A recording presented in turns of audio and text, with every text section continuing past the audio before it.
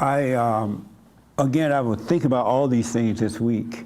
And so in my counseling sessions and when I talk to folks, I bring them up to see how other people are thinking too, and hopes that it will prompt them to start to know themselves even more. And what I realize about my life is my life now is about overcoming all this. There are layers and layers and layers and layers of brainwashing and of our imagination. It's not just one thing, it's not just two things. We're like 100% living in imagination. One is deeper than what I even can imagine. I had no idea how many layers of the imagination that I live in. I really didn't. I didn't know that I was attached to my name. That until it was asked, well, how, if you were not named when you were born, who would you be? And I'm like, wow. It was like a shock almost, because I didn't know I was attached to the name Jesse. And I didn't know that, and so what I'm learning about my life now, every moment, you know, there's somewhere in the Bible where it says, I die each day. Somebody said that in the Word, right? Each day I die. I'm sorry? I said something like that, yes. Life is about dying each day. It's really about dying, and it's not going to happen unless you truly, truly, truly remember. The greatest sin is to forget. But if you truly remember staying present, then you start dying each day. Each day I die. And I realized this week that life is not about looking for love. It's not about money. It's not about how someone treat you, me, I use me. It's not about how someone treat me, but how I treat them. You know, it says treat people the way you like to be treated, but you got to be legitimate with that. You know, you're not nice to someone just to get something back. You don't treat someone right just to get something back. You treat them right because you're right. And if they don't like it, I mean, you know, they don't respond to that, fine. Life is not about protecting my feelings. It's not about, if someone hurt my feeling, it's not about them, it's about me. What's wrong, what's going on in me that I was able to be hurt by someone else? That they made me angry, or they made me feel good, or I got a sense of identity from it. Life is not about that. Life is not about how much money you have or don't have. It's not about being married or not being married, having children or not having children. It's not about being like anyone else. It's not about going to college and trying to have a bunch of money and get a false identity. All those things are just layers and layers and layers of the imagination. It is not about how much I can get or don't have. And I promise you, when those realities come and you stop, because when you see them, you're going to stop thinking that way.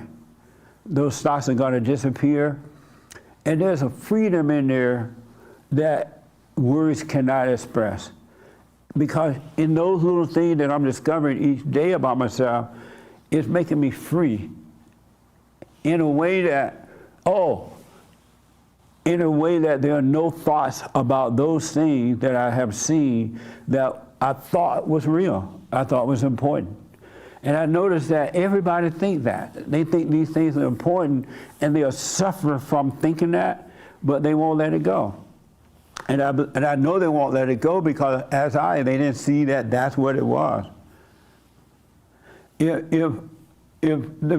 the person had no money, if he never thought about not having money or comparing himself to someone else, he would never think about not having money.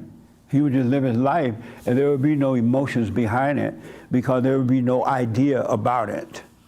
Zero idea. And yet, all his needs would be met because there would be no needs that were not met because he didn't have any ideas about any need that wasn't met. What a setup, huh? Isn't that like a setup? Mm-hmm. We've been lied to, and we live so deep in the imagination that it's not even funny. And that's why we need the light. That's why you must forgive. You talked about forgiveness earlier. God said before you enter into this kingdom, you must forgive. And then because anyone that has anger is not going to enter in, because that's darkness. And so he'll bring you into the kingdom of salvation of the heart. And then he'll start shining on these layers and layers of deception, delusions that we've been living all our lives. We've been living them thinking that they were important, and they're not. We need physical needs on this earth. You know, we need food, we need that kind of stuff, right? But all this other stuff that we're fighting over and hurting one another about is not even necessary.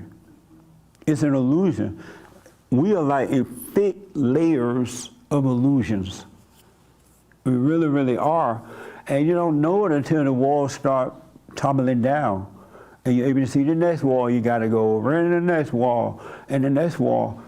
And that's why I realized that you got to stop protecting yourself from the world. Let the world go at you. Let them have their way. And see what it is, idea you have about yourself.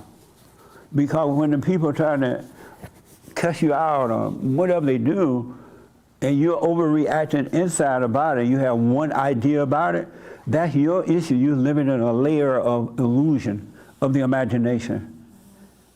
Because the real you would have no ideas about those things. You wouldn't take it personally. You wouldn't think about it. You would simply just be without any thoughts at all. Practical thoughts about, and those practical thoughts come from God anyway. How to build a house, whatever. But we're living in an illusion, and all these things that we think are real is not. There's no, if we never thought success, the word success, if we never thought about that word or heard that word and held on to it, we would never consider ourselves as a success. We wouldn't try to be successful. So we would be going to all these seminars and things like that, trying to learn how to be successful.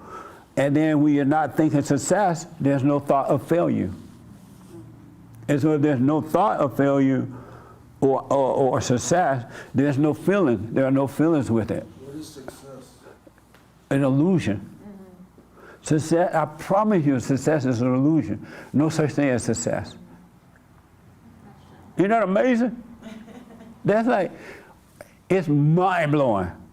No such thing as success. It's a made-up word. The devil uses words to control us. He gives us all these words to think about ourselves and others, and he gives other people words to make us think that that's what we need too, like success. And I'm talking to people with buku money, and they want to kill themselves because Satan still got their mind. He still make them believe that something is missing, and they want to drive off a bridge. I'm like, but why do you want to drive off a bridge? You have all that money. It ain't working. I still feel this. I think this, and I feel this. I still have fear. And there's something, it's all illusion. Yes, ma'am.